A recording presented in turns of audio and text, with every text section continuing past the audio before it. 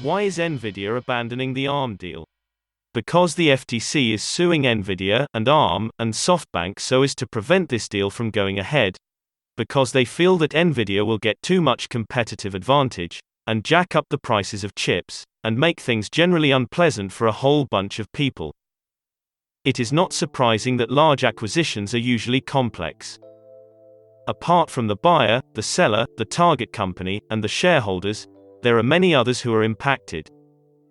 Remember, NVIDIA agreed to pay $40 billion to buy ARM Limited from SoftBank, back in September 2020.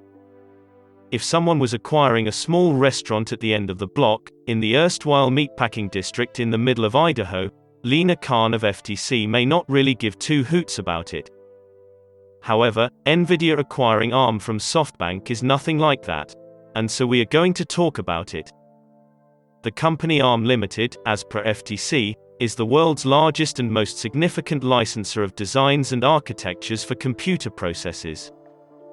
Its IP is used by everyone, including Intel, for everything, like chips for phones, tablets, Internet of Things, self-driving cars, and data centers. SoftBank owns the company ARM Limited. NVIDIA designs and sells computer chips, and is famous for its GPUs. It also makes chips for data centers and self-driving cars using ARM IP. NVIDIA is based in California, and wants to buy ARM, which is based in the UK, for $40 billion.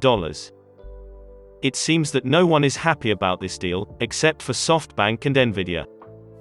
Other companies like Microsoft, Intel, Qualcomm, and Google are all worried about it. Not just that, governments of the US, UK, and China are worried too. Their combined discomfort stems from the fact that NVIDIA sells chips. If they acquire ARM, people think they'll jack up the prices, or not work closely with the customers to develop more and better chips, or not provide the cutting-edge IP to others, keeping it for themselves. In an extreme version of this story, NVIDIA may decide to stop licensing out the IP altogether, and say that only NVIDIA can make chips based on ARM tech. So in December 2021, the FTC sued NVIDIA, SoftBank, and ARM to stop the transaction. Few weeks down the road and NVIDIA is looking to abandon the deal. It is a slightly strange situation because now, there may be no acquirers for ARM. No large tech giant may acquire ARM. Mainly because they'll run into similar concerns as NVIDIA with the FTC. And no large non-tech giant may acquire ARM.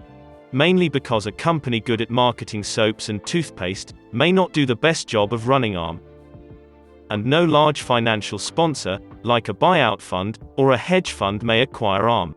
Mainly because they'll not be able to pay good value. Because who are they going to sell it to a few years down the line? The problems that SoftBank ran into today, that financial sponsor will run into then. So unless something bizarre happens, like Elon Musk agreeing to acquire the business with his Doge coins, ARM is all set to become a public company, with its shares trading on the stock market. Is that a good thing? With regards to the FTC's concerns, probably yes. Because a public company listed on the London Stock Exchange, or the New York Stock Exchange, or some other similar stock exchange, is most likely to have distributed ownership. Which is to say that it'll not have a majority owner.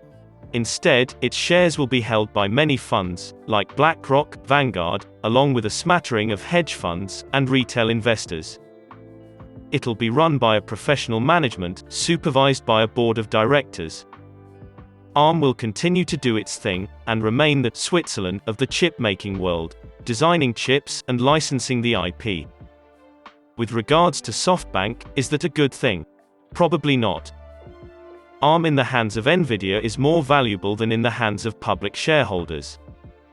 I mean, sure, a lot of that purported value was to come from NVIDIA charging more for ARM IP after acquisition, and NVIDIA was willing to pay some of it to SoftBank to entice the latter to sell ARM to the former, which is a standard thing that happens in acquisitions.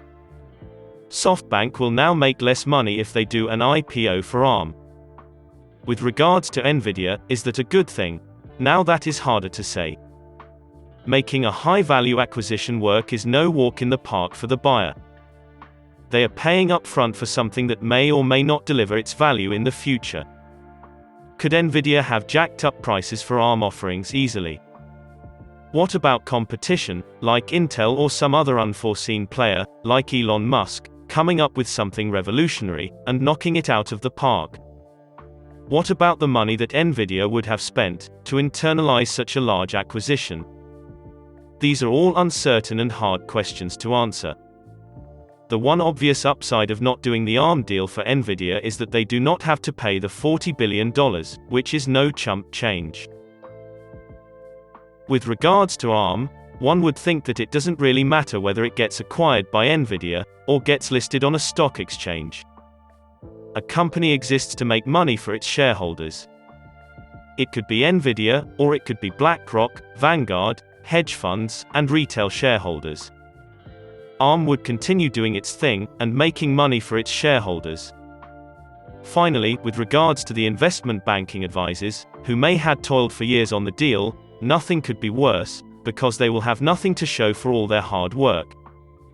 A bumper payday has vanished right before their eyes, and they may very well be the biggest losers here.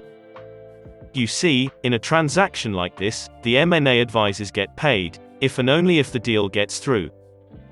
It does not matter that they had pursued their client for years, meeting with them many times before the deal idea had even germinated, pitching investment and divestment possibilities, arranging discussions with investors and sellers, finally landing the deal, and then working on it for many months, making endless presentations and business plans, coordinating due diligence, fielding buyer queries, managing and working with lawyers to get the transaction contracts in shape, finally getting to the deal signing stage, only to be told that the deal could not go through because of reasons entirely outside your locus of control.